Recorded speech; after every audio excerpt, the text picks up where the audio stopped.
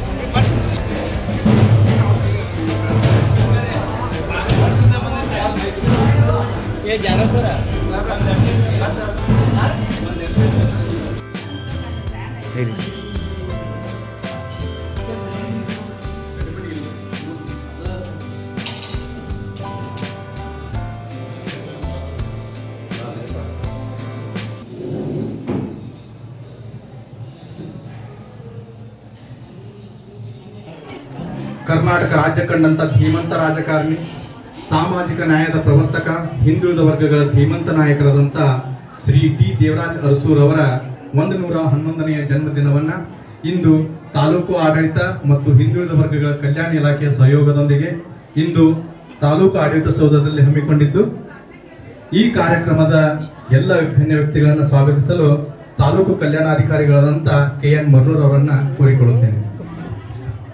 ಸಾಮಾಜಿಕ ಪರಿವರ್ತನೆ ಕರ್ನಾಟಕ ಕಂಡ ವಿಭಿನ್ನ ರೀತಿಯ ರಾಜಕಾರಣಿ, ಮಾಜಿ ಮುಖ್ಯಮಂತ್ರಿಗಳಾದ 111ನೇ ಜನ್ಮ ದಿನಾಚರಣೆ ಅಧ್ಯಕ್ಷರಾದ ತಹಸೀಲ್ದಾರ್ ಸಾಹೇಬ್ ಅನಿಲ್ ಬಡಿಗೆ ಸರ್ ತುಂಬ ಹೃದಯದಿಂದ ಸ್ವಾಗತಿಸುತ್ತೇನೆ.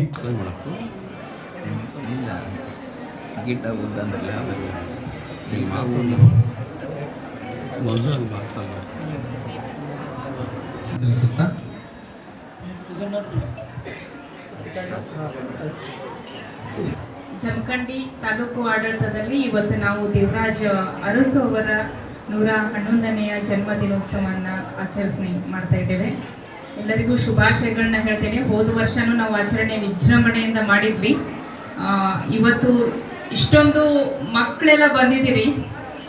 ಸುಮಾರು ವರ್ಷಗಳು, ಮೊನ್ನೆ ಆಗಸ್ಟ್ 15ಕ್ಕೂ ನಾನು ಮಾತಾಡಿದೆ, ಸುಮಾರು ಸ್ವಾತಂತ್ರ್ಯ ಬಂದ ನಂತರದ ದಿನಗಳಲ್ಲಿ ಮಾಡಿದವರು ಉಳುವವನೇ ಒಡೆಯ ಅಂತ ಹೇಳಿ ಕೇಂದ್ರ ಸರ್ಕಾರ ಕೊಟ್ಟಿರುವಂತಹ ಕೊಡುಗೆಯನ್ನ ನಮ್ಮ ರಾಜ್ಯದಲ್ಲಿ ಅದನ್ನ ಇಂಪ್ಲಿಮೆಂಟ್ ಅತ್ಯಂತ ಯಶಸ್ವಿಯಾಗಿ ಮಾಡಿದವರು. ಶೈಕ್ಷಣಿಕವಾಗಿ, ಸಾಮಾಜಿಕವಾಗಿ ಹಿಂದುಳಿದ ವರ್ಗಗಳ ಮಕ್ಕಳಿಗೆ ಶಿಕ್ಷಣ ದೊರೀಲೇಬೇಕು ಅಂತ ಹೇಳಿ ಪಣ ತೊಟ್ಟು ನಿಂತವರು, ಕರ್ನಾಟಕಕ್ಕೆ ಕರ್ನಾಟಕ ಹೆಸರು ಅಂತ ಹೇಳಿ ಕೊಟ್ಟವರು. ಸೊ ಬಹಳಷ್ಟು ಹೀಗೆ ಪಟ್ಟಿ ಮಾಡ್ತಾ ಹೋಯ್ತು ಅಂತಂದ್ರೆ ನಮ್ಮ ಕರ್ನಾಟಕದ ರಾಜಕೀಯ ವಿದ್ಯಮಾನವನ್ನ ಸಾಮಾಜಿಕ ಕಳಕಳಿಯಾಗಿ ಬದಲಾವಣೆ ಮಾಡಿರುವಂತಹ ಮಹಾನ್ ವ್ಯಕ್ತಿಯವರು. ಅವರನ್ನ ರಾಜಕೀಯ ಅಥವಾ ಪೊಲಿಟಿಕಲ್ ಆಗಿ ನೋಡದೆ ಸಾಮಾಜಿಕವಾಗಿ ಕ್ರಾಂತಿಯನ್ನ ಮಾಡಿರುವಂತಹ ಸಮಾಜ ಸುಧಾರಕ ಅಂತಲೂ ನಾವು ಹೇಳ್ಬೋದು. ಒಬ್ಬ ಗಟ್ಟಿ ವ್ಯಕ್ತಿತ್ವ ಅವರದ್ದು. ಅವರನ್ನ ನಾವು ಯಾವತ್ತೂ ನೆನೆಸ್ಕೋಬೇಕು. ಇವತ್ತಿಷ್ಟೆಲ್ಲ ವಿದ್ಯಾರ್ಥಿಗಳಿಗೆ ಶೈಕ್ಷಣಿಕವಾದಂತಹ ಅವಕಾಶವನ್ನ ಕೊಡೋದಕ್ಕೆ ಮುಖ್ಯವಾದಂತಹ ಕಾರಣನೇ ಆ ಧೀಮಂತ ವ್ಯಕ್ತಿ. ಸ್ವಾತಂತ್ರ್ಯ ಸಿಕ್ಕ ನಂತರದಲ್ಲಿ ಏನು ನಾವು ದೇಶಕ್ಕಾಗಿ ಮಾಡ್ತಿದ್ದೀವಿ ಅನ್ನೋದು ಇಂಪಾರ್ಟೆಂಟ್ ಆಗ್ತದೆ. ಆ ದೇಶಕ್ಕಾಗಿ ಮಾಡಿರುವಂತಹ ಇಂತಹ ಮಹನೀಯರನ್ನ ಈ ಯುವ ಪೀಳಿಗೆ ನೆನಪು ಮಾಡ್ತಾ, ಅವರನ್ನ ನೆನಪು ಮೆಲುಕು ಹಾಕ್ತಾ, ಮುಂದಿನ ದಿನಮಾನಗಳಲ್ಲಿ ಅವರು ಹಾಕಿಕೊಟ್ಟಿರುವಂತಹ ಮಾರ್ಗಗಳಲ್ಲಿ ನಾವು ನಡಿಬೇಕು. ಅದು ನಮ್ಮ ಧ್ಯೇಯ ಆಗಿರ್ಬೇಕು, ನಮ್ಮ ಧೋರಣೆ ಆಗಿರ್ಬೇಕು.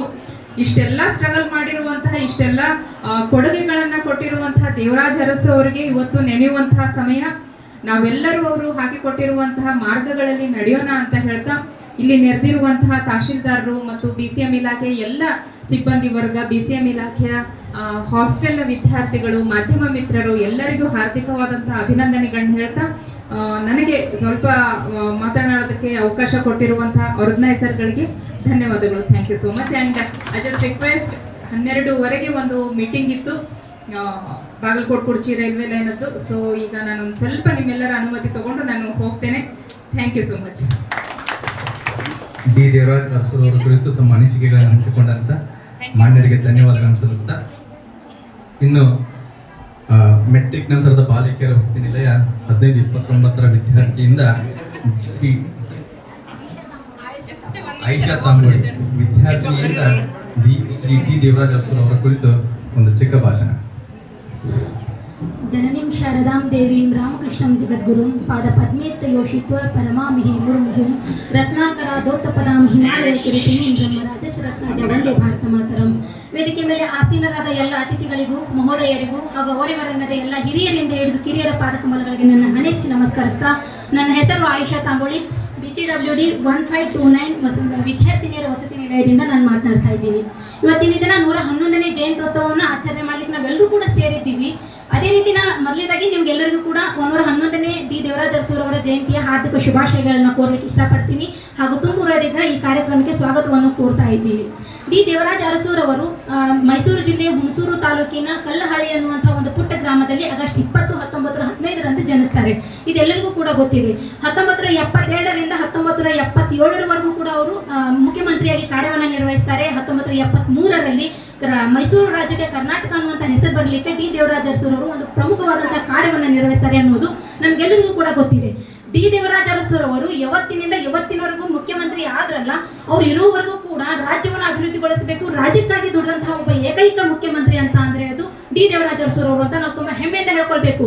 ಏನಕ್ಕೆ ಹೇಳ್ತಾ ಇದ್ದೀನಿ ಅಂತ ಅಂದ್ರೆ, ನಾವು ಹೆಣ್ಮಕ್ಳು ಇದ್ದೀವ್ರಿ, ನಮ್ಮನ್ನ ಸಮಾಜ ನೋಡ್ತಕ್ಕಂಥ ದೃಷ್ಟಿಕೋನವೇ ಬೇರೆ ಆಗಿರುತ್ತೆ. ಯಾಕಂತ ಅಂದ್ರೆ ಒಂದು ಊರಿಂದ ದಾಟ್ಕೊಂಡು, ಒಂದು ಮನೆ ಹೊಸಲನ್ನ ದಾಟ್ಕೊಂಡು, ಮೈಲಿಗಳಿಂದ ಎಷ್ಟೋ ಊರುಗಳನ್ನ ದಾಟ್ಕೊಂಡು ಬಂದು ನಾನು ಇವತ್ತು ನಿಮ್ಮ ಎದುರಿಗೆ ಮಾತನಾಡ್ತಾ ಇದ್ದೀನಿ. ಮತ್ತು ನನ್ನ ಮಾತುಗಳನ್ನ ನೀವೆಲ್ಲರೂ ಕೇಳಿಸ್ಕೊಳ್ತಾ ಇದ್ದೀರಿ ಅಂತ ಅಂದ್ರೆ ಅದಕ್ಕೆ ಟಿ ದೇವರಾಜ ಅರಸು ಅವ್ರು ನೀಡ್ತಕ್ಕಂಥ ಒಂದು ಆಶಯ ಅನ್ನೋದಕ್ಕೆ ನಾನು ತುಂಬಾ ಹೆಮ್ಮೆಯಿಂದ ಹೇಳ್ಕೊಳ್ಳಿಕ್ಕೆ ಇಷ್ಟಪಡ್ತೀನಿ.